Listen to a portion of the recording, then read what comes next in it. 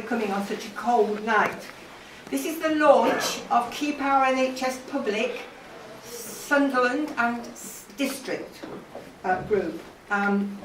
Keep Our NHS Public is a non-party political organisation campaigning in order to stop the privatisation and commercialisation of the NHS and to achieve the reinstatement of a comprehensive, universal, publicly funded, publicly owned, publicly provided and publicly accountable National Health Service. That's how it used to be. And this is one important point out, free at the point of use. Yes. And it's to defend the NHS from the cuts and closures and to campaign for the resources needed to provide excellent health care on a long-term and sustainable basis. Because for me, it's absolute nonsense to say we can't afford an NHS in the 5th or 6th richest country in the world. And I have to get this in, there's always plenty of money for war. And it's just so demoralising for the people who work here. People who know me, I'm a retired GP, and thank God I am. But what a waste of the GPs that are leaving in droves because they can't cope with the workload. It's appalling. My practice at Silksworth has closed. You can't imagine how awful that is from the years we spent building up teams, but there aren't any teams anymore. You're all different people, different specialities, and you don't work together anymore, and that's such a detriment to patients' care. Anyway, I'm delighted to say we've got 3 speakers. Our keynote speaker is Sharon Hodgson, who I'm sure you'll know is the Shadow Minister for Public Health. She comes up through the ranks of the GMB. Yes, and she is a passionate believer in the NHS and very concerned about inequalities in health. We've got John Wortley, who is co-ordinator for the Keep Our NHS Public North East. He was a former nurse for over 30 years. He has retired now, but I have to tell you, he hasn't retired just because of the crisis. He's retired because he's got other things to do in his life. I'm sure he'll be a miss at work. And then we're delighted to have Gemma, who most of you will know from the Safe South Tyneside Hospital Campaign, which has done fantastic work in drawing attention to these awful cuts and to the probable future closure of South Tyneside Hospital, but which is just appalling in this day and age. We need our District General Hospital. What's going to happen to the children? It's just beggars belief that in the night a sick child will have to travel to Sunderland, and we know what the problems are with the ambulance services. So basically the NHS is in crisis, but it's not new. Winter happens every year. Talk about planning. How dare these managers say... Again, I would just like to say thank you very much for allowing us to come and address the launch of this campaign group. But firstly, I would like to thank all of those who have supported our campaign to fight to save acute services at South Tyneside Hospital. We think that the people from Sunderland are integral to our campaign. For instance, on Saturday, Tony and Martin were campaigning with us and helped collect £154 for the campaign's Crowd Justice Fund, and all have been involved in coming to our meetings and supporting our campaign. We think it is only right as well that Sunderland people get together and build such a campaign in Sunderland.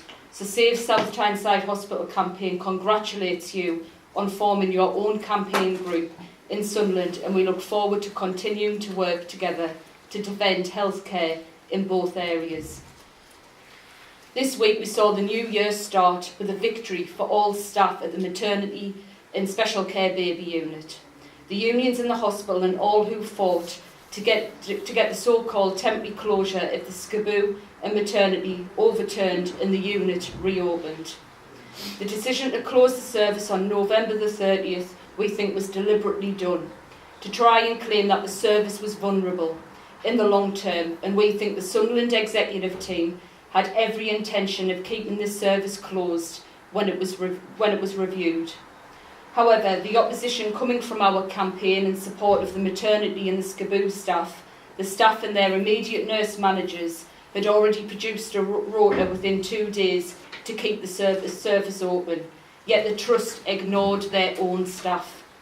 They did not approach midwives who were trained to carry out the role also in SCABU. and went ahead with the closure and jeopardised the whole service for 6 weeks. They actually had no need to close it for 6 weeks, at most a couple of days, and to close it for more cost something like £1 million. It is down to the fight of the staff in particular that they had to reopen. Then of course they announced there was only a rota for 3 months. Completely misleading information when most wards are only rostered for only a month and the staff were only asked to do a roster for 3 months. The staff were able to put together this rota even though the temporary closure and the so-called maternity network of local hospitals had managed to support the closure and then recruit some of the staff. But the protest was so loud and clear that the Trust and the Clinical Commissioning Group knew they had to restore this service. This leads on to the point that South Tyneside maternity services are one of the best in the northern region and have been one of the best staffed.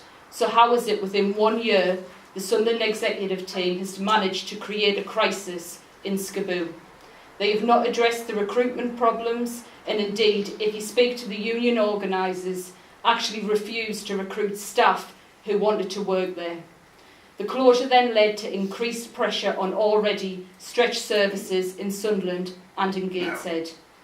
As you know, the campaign has fought for nearly 12 months to oppose the downgrading of services in Phase 1 of their closure programme, which includes the risk of children's 24/7 consultant-led A&E, consultant-led maternity and hospital stroke services. What has been very clear is that the options they are proposing are less safe and less accessible to the people of South Tyneside, and clearly not a path to excellence for Sunderland either, with further overstretched services. As the opposition has grown, the Clinical Commissioning Group has extended the consultation and timescales from March 2017 to February of this year.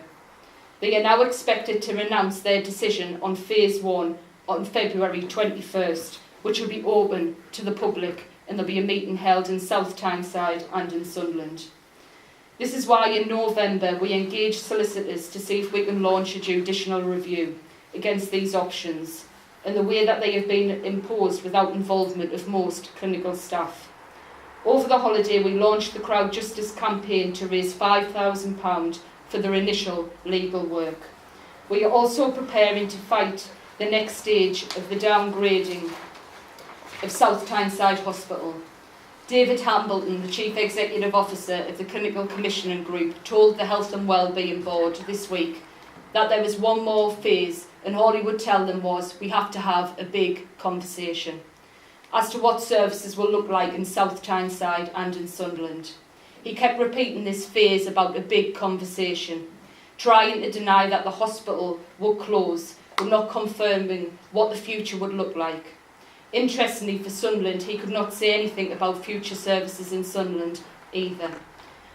What all this shows is that from the beginning of being accused of scaremongering, the people of South Tyneside were right to build the Safe South Tyneside Hospital campaign, and the people of Sunderland are right to organise to defend services that will be lost in Sunderland, and that already overstretched services will be now further overcrowded.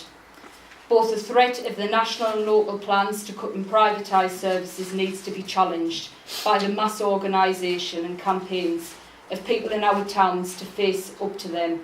Governments and the Department of Health interfere all the time, but do not take responsibility as a public authority and for the public's good. But to hand their initiative to NHS commissioners that favour private health cartels. Nearly 70% of the contracts were given to the public sector in 2017. So we have to understand that we are the public authority ourselves. If we don't organise to take up this responsibility, it will mean service will disappear at a very fast rate.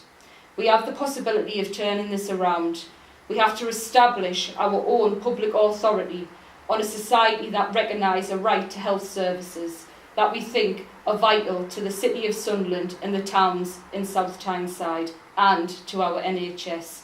So let us continue the work we have started and fight together for the good of society and the future of the NHS that fully meets the needs of all. These are our hospitals and our NHS, Healthcare is a right and should be guaranteed. Thank you.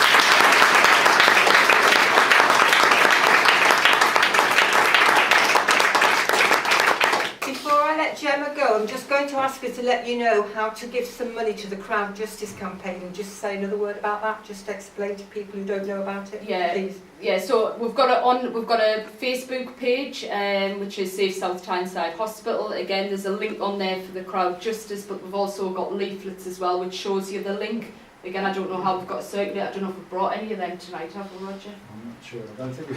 Well, if you leave your email addresses or your telephone numbers, We can circulate all of that round, yeah. Oh. There's a leaflet at the back with the details on Martin, yeah? Yeah, we'll make sure people can take them on the way out, thank or you. we'll pass them That's round or brilliant. something. Cheers, Okay. Tony, thanks. We've only got £260 to go to get to Excellent. 5,000. Excellent. Thank you. Right, John May, we call on you. Absolutely, thanks.